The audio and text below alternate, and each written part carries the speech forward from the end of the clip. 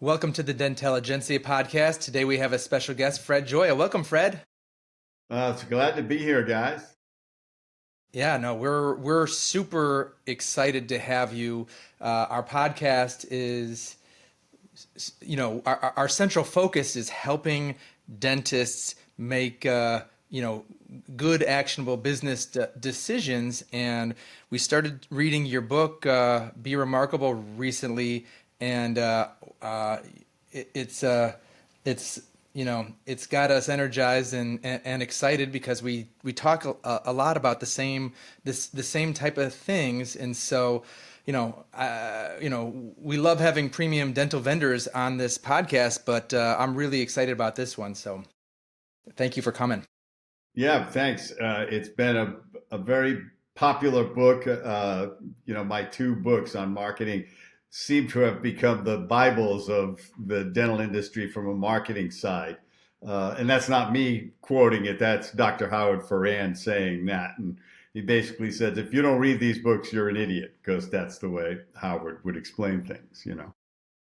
Yeah, I mean, I think any tools or action plan to be happier and make more money is a recipe worth following. I mean, many of the concepts in your book, are applicable to our business also. And to Nick's point, we're excited about it.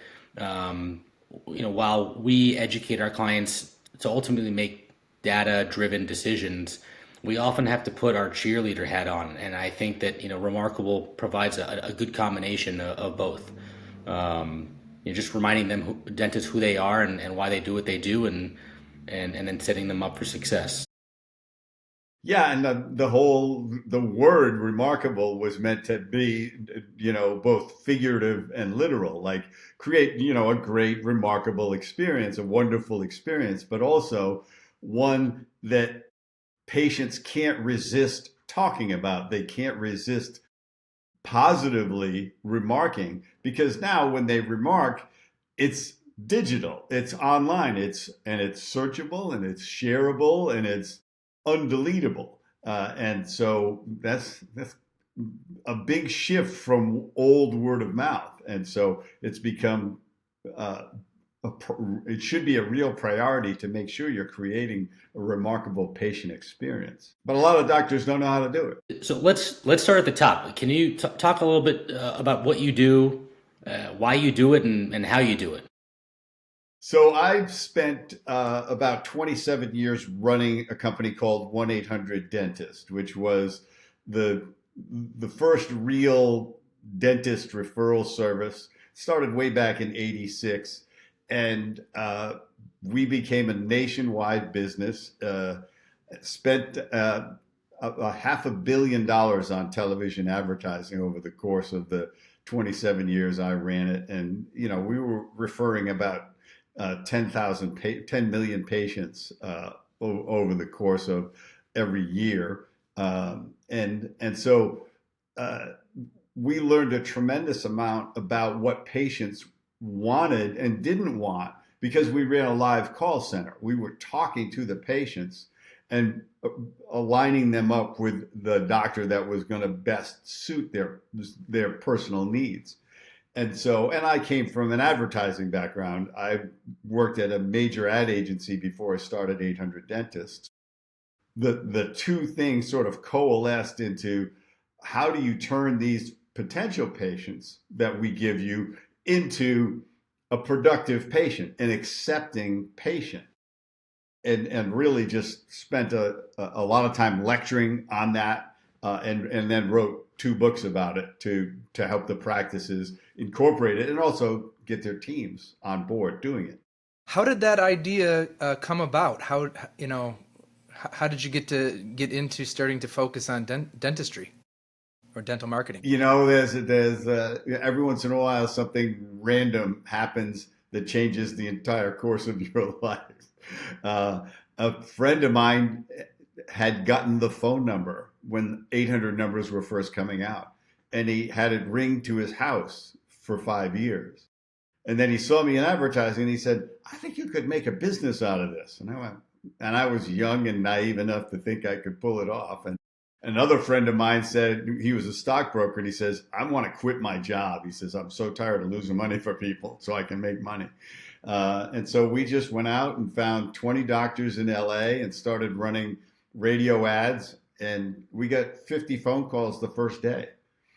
And we went, what? Wow, this might actually work. And so we just kept adding doctors and then eventually adding cities and just spending most of the money on more advertising just to build the brand. But it was just a great brand for many years. I mean, eventually Google ate us because people stopped using phone numbers to find stuff. They can't remember phone numbers. I don't. How many phone numbers do you actually remember at this point? I mean, I used to have like at least 40 or 50 phone numbers in my head. I have 3 now. You know, I'm not convinced Einstein actually said this, but I was told he said that, you know, there's only so much space up here, and I'm not going to waste it remembering my phone number. So yeah, to answer your question, it's less than fingers that I have. Yeah. So I'm sorry. Go ahead. You had a thought. I was going to start on something. Yeah. Well, so the thought that emerged right away that dentists didn't understand is that everything that they do either increases or decreases case acceptance. Nothing that the patient experiences is neutral. And so if I could get doctors to not only understand that, but to take action to make these little details memorable to people, that's marketing. And they thought, well, I just want ads that get me patients. It's like, I can get patients to call you, but I can't make them productive patients. You have to do that. The whole process happens after they get on the phone with you. It starts with, I can do right up to the phone call. And then now the marketing starts. And marketing, as I remind them, marketing is everything that you do that tells patients who you are, what you do, and why they should want it from you. And advertising is just a paid medium that does that. Marketing is everything that the patient experiences. Yeah, so you can help them get at bats, but they have to know how to turn that into, or spin that yarn into gold, so to speak. And then to get a patient from me is a patient that doesn't know anybody in their practice. So now, if they do everything right, that patient refers 5 of their friends and family. Because that, if you run a really great, remarkable dental practice, your number one source of new patients should be your patients. If it's not, you need to look at what you're delivering, what you're creating as an experience. You may be a great clinician, but if the other parts of the experience don't measure up, then people aren't talking about it. You talk a lot about, and I'm not going to be able to do it as be as articulate as you were in your book, but you talk a lot about the patient's inability, our inability to measure a clinician's aptitude or clinical skills, and that's true. It really comes down to everything else and that patient experience. And I love that, because among the points in your book, you talk about the space as one of those patient experiences, which obviously is near and dear to our heart and our profession.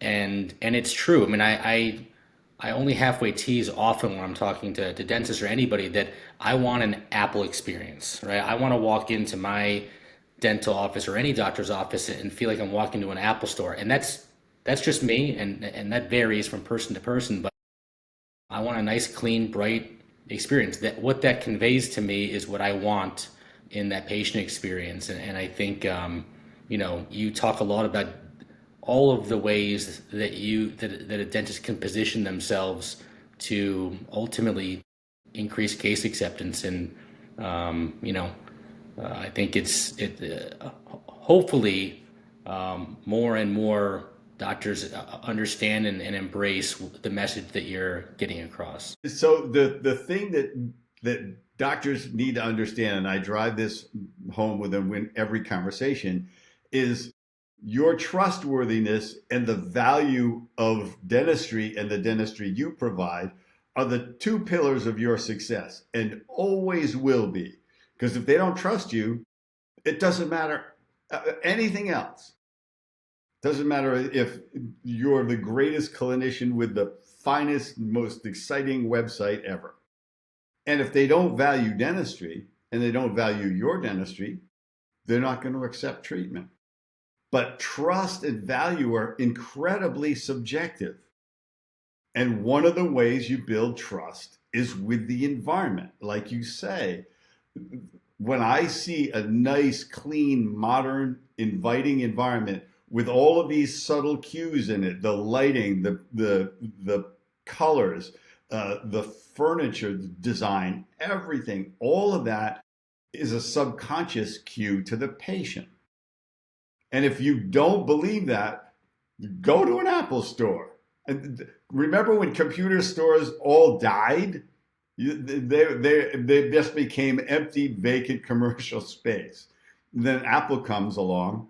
Now Apple has the store on Fifth Avenue. I think it's 5th and 59th. It's open 24 hours a day, 365 days a year. It does $1 million a year $1 million a day in sales. So that's turning something around. All environmental. You go in there, it's packed. It's packed at 2 a.m. And it's because the environment says you want the best. And that's what we have. And you want an experience of devices that talk to each other. Apple just lays it on. Everything they do is remarkable, which is why they're the most expensive product. Because somebody wants to pay for the best for something they use constant. So you've, I'm sure, consulted and helped thousands and thousands of dentists over your career. Can you talk to us about what the successful ones who really grow and thrive, if there's any thread that they have in common? You know, one of the things that I experienced as I was talking about this, and then it got reinforced by people who designed and built offices and people who work for like Patterson and Shine, those distributors. And they said, the amazing thing is when somebody remodels their reception area, a dentist does that, their own patients spend more money. So there's no rational explanation for that, but it's true. So you don't need to understand why, just understand that that's human nature. So I've never met a practice that said, we blew all this money on the reception area and it was a total loss. It's like, no, every one of them says it changed everything in this practice. And it changed it for my existing patients. And I've actually helped design some practices with really great reception areas. And I've had patients walk in and say, wow, I didn't know dentistry could be like this. They've experienced zero clinical dentistry at that point, but it's changed what they think about the dentistry they're getting. It's like you were saying, Remy, it's like that gets reinforced by the environment. It doesn't have to be rational. Human beings, we make emotional decisions and then give ourselves a rational reason why we're doing stuff. That's rule number 1 in advertising. Yeah, absolutely. I think that people, they don't realize, and we talk to a lot of dentists, and certainly we walk into a lot of dental offices, and sometimes it appears that, maybe they don't really spend too much time.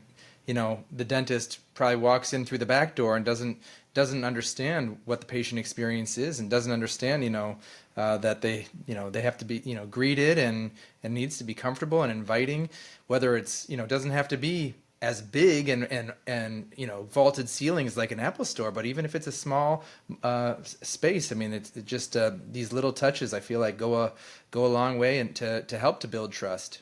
and to make it more comfortable to be there. Because I think a lot of people, when they're going to the dentist, sometimes, they're a little apprehensive just to, from the get-go. And so anything that you can do to kind of alleviate that, I think is beneficial for you.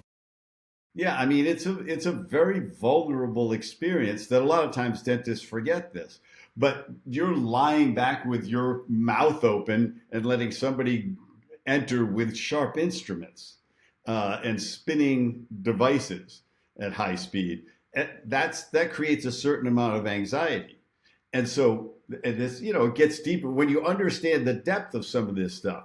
When somebody is anxious or apprehensive, the first effect is their cognitive processing skill decreases. And so if you're there trying to explain the care that they need and they hear the dollar amount, they forget everything else because they're anxious. So if you can reduce the anxiety environmentally, that changes the experience for the patient. When you relax somebody, suddenly they're in an open-minded state. That's why it matters. And, you'll hear dentists say this thing. Well, they should want ideal dentistry. It's like, yeah, they should do a lot of things. They should save money. They should exercise regularly, and they should eat right. They all know this already, but they start saving money in their 50s. They have a gym membership that they do not utilize. And McDonald's is the #1 restaurant in America. So stop saying what people should do and help them. Help them do what they should do by understanding human nature. And then it changes. And here's the great thing. And I try to remind dentists of this too, is nobody has buyer's remorse about dentistry. They have sticker shock, but they do not have buyer's remorse. They never come back and say, geez, I wish you hadn't done that root canal. I prefer to be in pain and have the money that I spent. And so dentistry is a phenomenal investment. People just don't realize it. It's one of the best long-term investments you could make for your appearance and for your health and your just general comfort in life. We've touched on a lot of the kind of, the patient experience, but another thing that we believe, Remy and I believe actually, is like, just investing into your space, it's also going to help attract staff, which is really challenging right now. Just, having a good culture. I mean, there's a lot of things that are probably higher on the totem pole than this, but I mean, it's, if you were going to interview at 3 different dental practices and, one of them looked like the Apple Store, well, I wouldn't be surprised if, that would be their top choice, just based off of getting the opportunity to work there every day. So, well, yeah, if a place is designed where the workflow is optimized, because this is where they go, this is where they're spending the majority of their waking state is going to be in this practice. So you want them to want to be there for this reason more than anything. Your most powerful marketing tool is your team. They are going to create that remarkable experience. And they got to feel it, both in the office and outside. You want them to be telling everyone they meet, I worked for Dr. Robinson and she's amazing, and you won't believe how beautiful her office is. You're going to love it there. You gotta load their gun with that. You gotta give them something to say. And as you say, harder and harder to attract team members now. But a great culture in a great environment attracts people, and they stay because they don't want to go somewhere else. They want to have that experience every day. They want to show up to a place they're proud of. Let's talk about reputation. We live in a world that's changing. New technology is hitting us faster and faster. How does somebody in private practice stand out? That's really the marketing goal of any practice, is what is unique about you? Because in many ways, people think dentistry is pretty much the same. But there's technology now that can make such a difference in the patient experience. One of the most amazing things that came along is, CAD/CAM technology, where they can basically get a crown done in the same visit that they showed up to have it prepped. That's a huge benefit to the patient. I say, dentists will say, well, my patients love me. And I say, yeah, they love you, but they want to love you from afar. Nobody's interested in seeing you twice as often and getting more shots and having you grind off the temporary. That get it done in one and give the patient something remarkable to talk about. And and now there's cone beam technology, where you can show somebody a 3-dimensional image of their head. They've never seen anything like this. And you can rotate it around. You can show the bone density millimeter by millimeter through their entire skull. I mean, and you just say, I have the most powerful diagnostic tool in existence for dentistry, and I have it for your benefit. Well, that's pretty darn appealing when people are saying, what's different? And the other thing that's going to be different is, what does it feel like to walk in there? And so what creates your uniqueness as much as anything is what people say about you online. Something like 75% of people make purchasing decisions based on what they gather in the digital world, between the websites and social media and review sites. And they'll go to 2 different review sites when it matters. And again, another point, a point we almost touched on, but when people buy a car, they'll drive 5 cars. When somebody's looking for a dentist, they're not going to go to 5 dental practices to see how it goes. They want to try to guess which one is the best one for them. So we have to give them the cues, and those cues are creating remarkable experience for existing patients so that they talk about us, which means you have to ask your patients to do it, to write a review, do a video testimonial. These are marketing tools that attract patients. They can learn about you. They can learn whether they should trust you. Should they value the dentistry that you offer over somebody else? It's created by all of this stuff that your patients create. What makes you unique is the experience of being in your practice. Do you have any advice for dentists on how and when they should ask for reviews? I know it's not controversial, but it can be a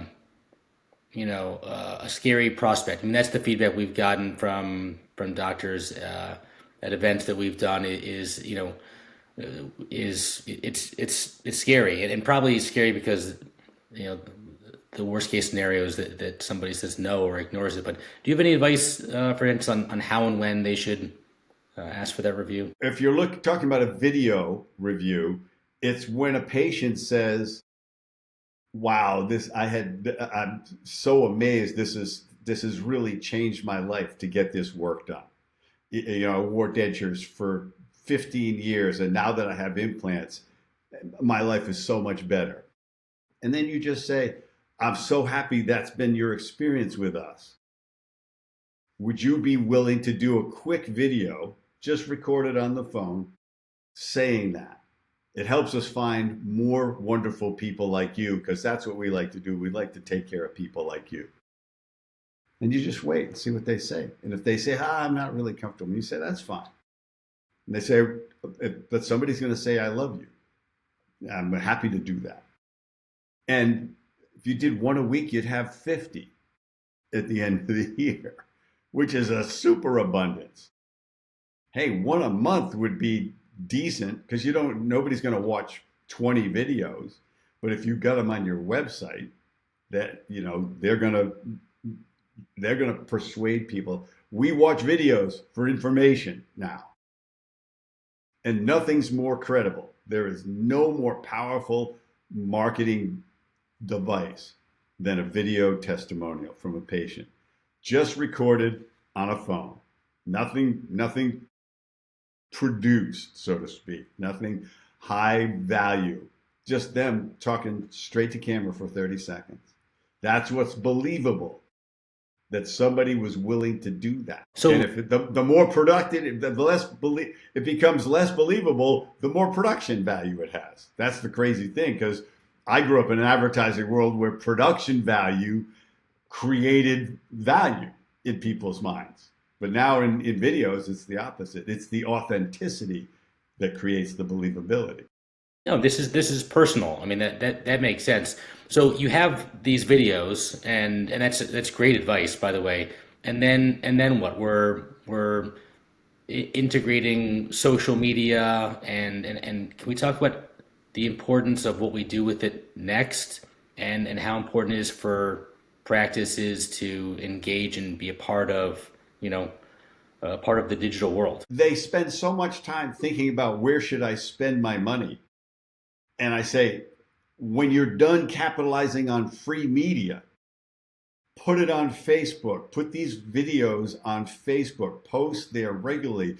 Do it on Instagram. Do it on TikTok. It costs nothing. So what if nobody watches it? Have a YouTube channel where you put these videos, because Google sees that you're posting on a regular basis. Google is the #1 search engine by a ridiculous amount.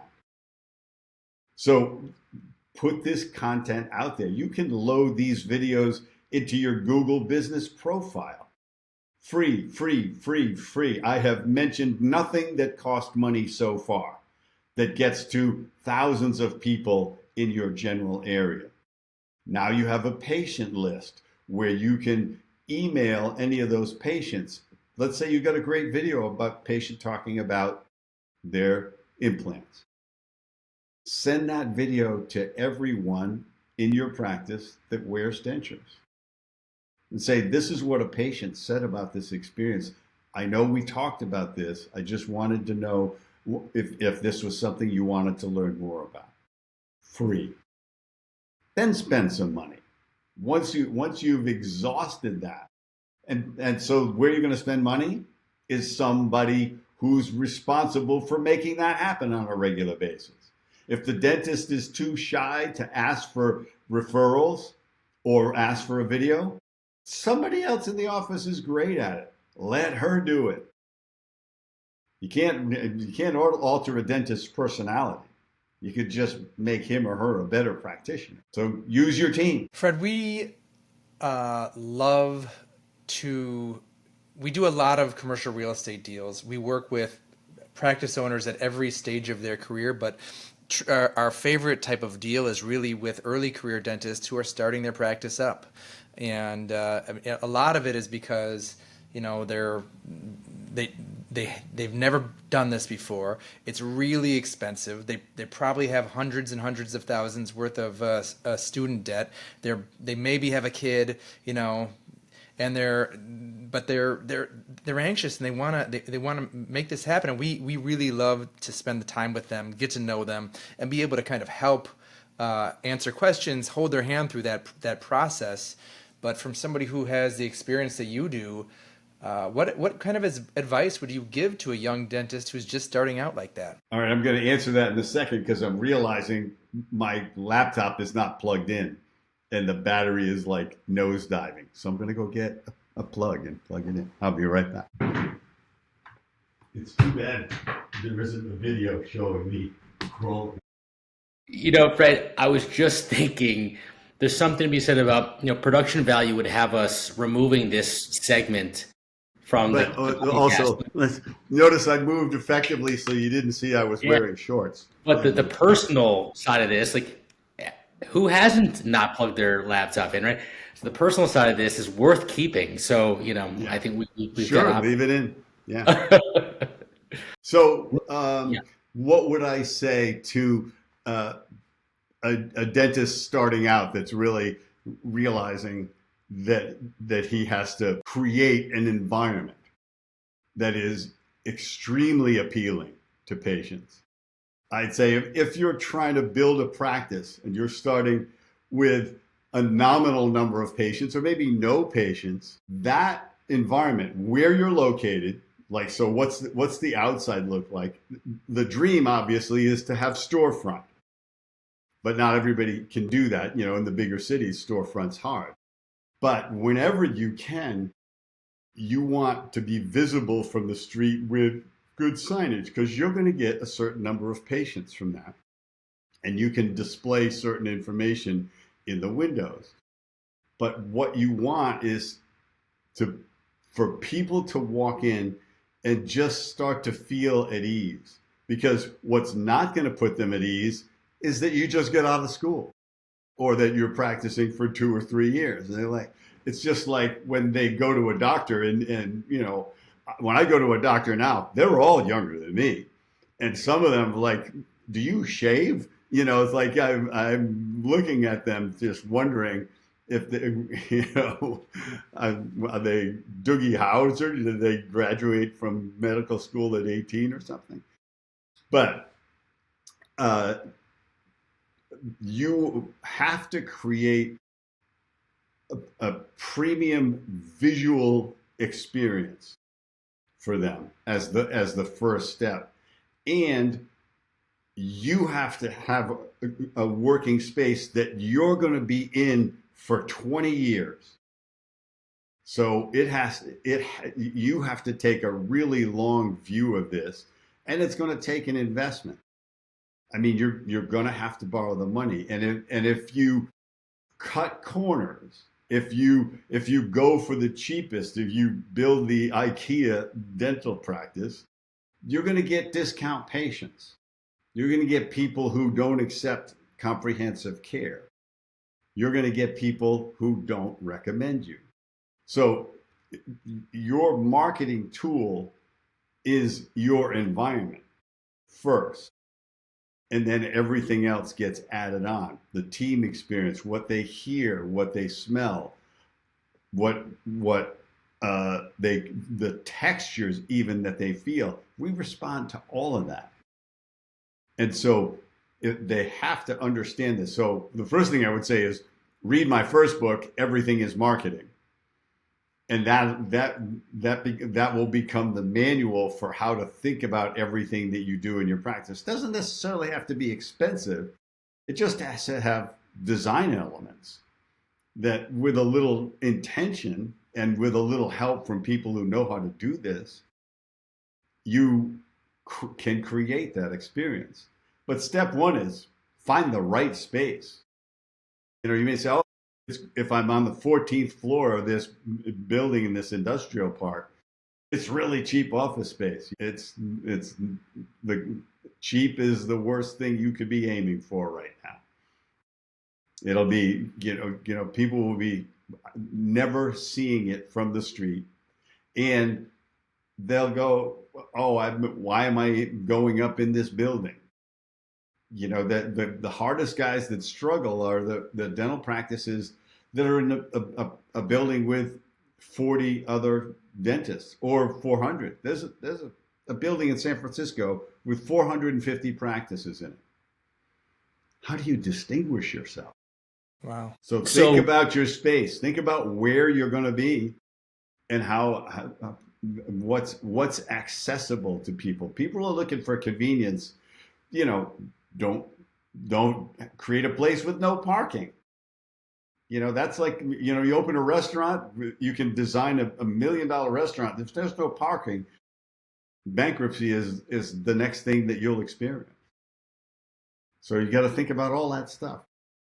There are times where we're working with doctors and looking at properties, it's actually like they sent us a property to investigate, and we noticed that there just isn't much parking to begin with, and they fall in love with the property and start cutting corners, and it's usually the parking they start cutting corners on, and there aren't enough parking spaces to accommodate staff, let alone patient parking. And so it is one of those things, parking in particular.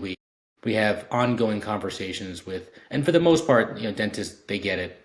But I wanted to, among the concepts you talk about in Remarkable are the three, the three concepts that that business should be focused on, where historically, only two are achievable, right? I believe they're, and correct me if I'm wrong, but cost, efficiency or speed, and quality.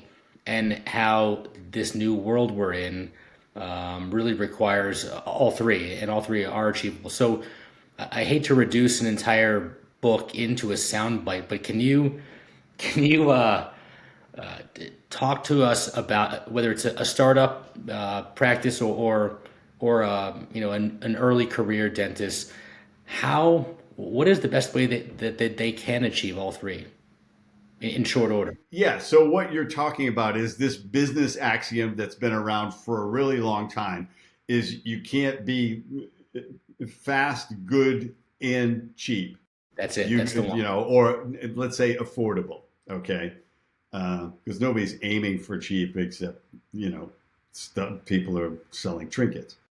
So you could get faster and better, but then it's going to be more expensive.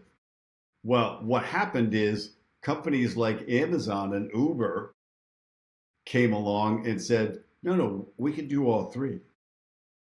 And it's technology has upended that model. So a dental practice can now be faster, better, and more affordable with technology. And that's the beauty of it. And what I tell doctors, I said, the technology that's available today, you can charge less and make more profit with this technology, which was never true before. So you can, and as we talked about with CAD/CAM technology, it's cheaper from a lab cost, it's faster from the patient's standpoint, and the quality is as good or better, because when somebody has a temporary, there's a variance in quality because they'll wear that temporary too long, or the temporary isn't that good a fit, and then they have to, or the stuff that comes back from the lab has to be adjusted, and they're coming back 2 weeks later, their bite may have changed. All of these factors come into play to make it slower instead of faster, and not better. So, and some dentists will say, oh, well, those blocks, they're not the same quality as my lab. That's just not true anymore. It might have been true 10 years ago, but what is not better technologically now than 10 years ago? So when a dentist says to me, oh, I looked at CAD/CAM and it's just the quality's not there. When'd you look at it? 2005. Oh, really? Did you have a flip phone at that point too? So you have to help them understand that not only can you create it, that's what people expect. They know they can get it. And so all that stuff, and this is before AI even comes into the picture. The AI is going to upend so much of the marketing side of the dental practice and a lot of the delivery. So all of that stuff is going to come into play. A dentist coming out of school is expecting AI to be part of it. But, a dentist who's 20 years out is like, he's saying, well, I don't think I need to know anything about it. That's incorrect. Fred, somebody's going to eat you because of it. Yeah. So. We're coming towards the end of our time, and so we really appreciate you spending time with us, but wanted to ask you a few personal questions before we wrap it up, if that's okay. Of course. You've been around and served the dental community for a long time, and obviously are know the business from the inside and out. What is the best piece of advice that you've ever gotten that helped you get to where you are? Be curious. That's the simplest thing. Always be curious and learning and unlearning. And the way you unlearn is you're curious about what you're doing. Is that still the best thing? Or what's new, what's different? Because we're in a period of incredibly rapid change, and it's only going to accelerate. And so what will drive all of that is your curiosity about how I could be better. What can I offer that would be better? What can I do that's different? Because the byproduct of being curious is adaptability, because you're expecting change and you're capitalizing on change rather than shrinking. If you could go back in time and talk to your 20-year-old self, what would you tell them? I would say that whatever you're fearful of is probably something you really want to get to, but you're worried about failing. And so stop worrying about failing in anything. All failures are just learning experiences when you let go of that fight or flight sort of reaction, the old amygdala jumping in. I would just say, Fred, just be bold in everything that you do, because that's what's going to reward you. And you'll stumble and fall, but the way we all get better is we fail up, just like we learn to walk. And don't be afraid of it. Chase it. Chase your dreams, because life is short, man. The clock runs out. I'm at an age now where I'm losing friends all the time, and some of it very unexpectedly. And so get to your stuff today. Seize the moments in your life. Don't just wait to seize the opportunity when it's really everything lines up. Make your opportunity. This is great stuff. Yeah, Fred. Final plug, if you would, to tell us the names of your books and what order should we read them in. So the first book is Everything is Marketing, and there's a fifth edition. So make sure that you buy that. They're all available on Amazon. So there's Everything is Marketing, the ultimate strategy for dental practice growth.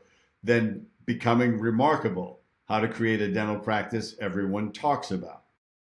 And then my latest book is a systematic way that anyone can build their boldness muscle in a way that'll happen much faster than they imagine possible, especially if they think that it's not a life skill. Boldness is a life skill you can learn. That book is called Superbold, From Underconfident to Charismatic in 90 Days. And it's a step-by-step way that you can build your boldness so that you're not missing out on opportunities. You're seizing the moment. They're all on Amazon. They're all in hardcover, Kindle, and Audible. And it's me reading it. And my website is easy. It's fredjoyal.com. So you can find all sorts of stuff there too. As soon as I heard your voice, I quickly realized that it is in fact your voice that I'm listening to here for the last few days. I know Nick got his on Audible, and I found mine in Apple's audio books in their books store. Yeah. So thank you. Thanks for spending time with us, and thanks for all the great information. Hey, my pleasure, guys. It's I keep doing what you're doing. Help these doctors out. Appreciate your time. Thank you so much, Fred. Thank you.